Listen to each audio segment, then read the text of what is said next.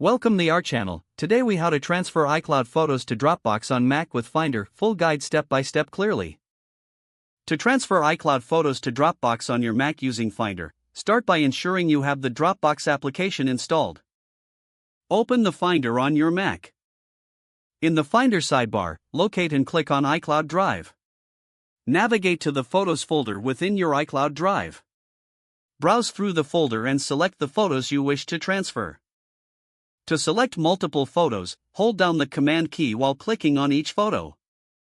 Once you've selected the photos, right-click on one of the selected images. From the context menu, choose Copy to copy the selected photos. Next, open the Dropbox folder in Finder.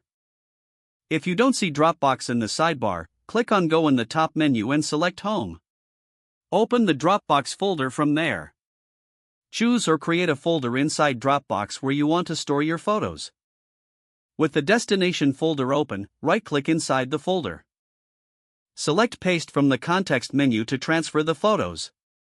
Wait for the photos to finish transferring. The time will depend on the number and size of the images. Once the transfer is complete, you can verify that your photos are in Dropbox by checking the folder. You can now access your transferred photos on any device linked to your Dropbox account.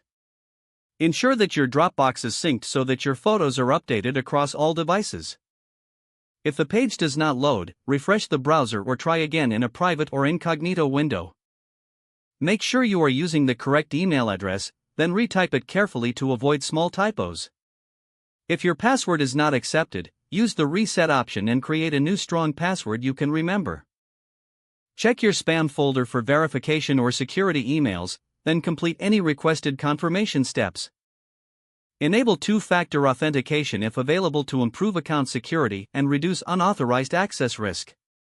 After signing in, review your profile details so your contact information and settings are accurate and current.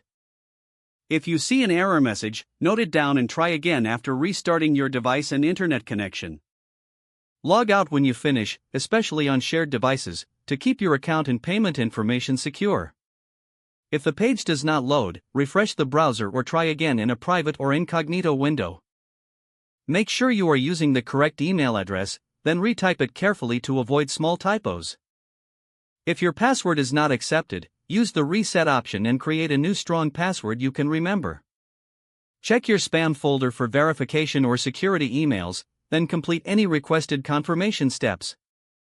Don't forget to like this video and subscribe to our channel for more step-by-step tech guides.